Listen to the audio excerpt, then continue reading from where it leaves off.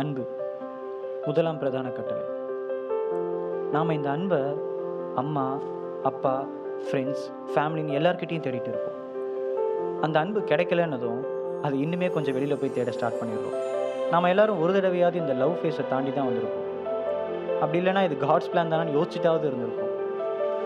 நிறைய டைம் நம்ம கன்ஃபியூஸ்டாக இருக்கும்போது வேர்ட்ஸ் கிடைக்காது. அதனாலேயே ப்ரேயரும் பண்ண மாட்டோம். நான் ஒன்று சொல்லட்டுமா? Cry to Jesus.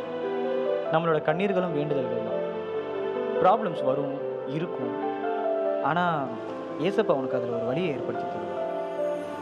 கர்த்தர் செங்கடலை எடுத்துடலாம், அவர் அது நடுவே ஒரு வழியை ஏற்படுத்தி தருவார். என் ஃப்ரெண்டு என்கிட்ட ஒன்று சொன்னான். ஏசப்பா நம்ம லைஃப்பில் எல்லாரையும் ஒரு பர்பஸ்க்காக தான் அனுப்புவார். ஆனால் அது என்ன பர்பஸாக வேணால் இருக்கலாம். லவ்னு டிசைட் பண்ணிடக்கூடாது. உடஞ்சி போன என்னால் என்ன பெருசாக பண்ண முடியும்னு யோசிக்காதீங்க. எல்லா உடஞ்ச பீஸையும் ஏசப்பாட்ட கொடுங்க, அவர் பார்த்துப்பார்.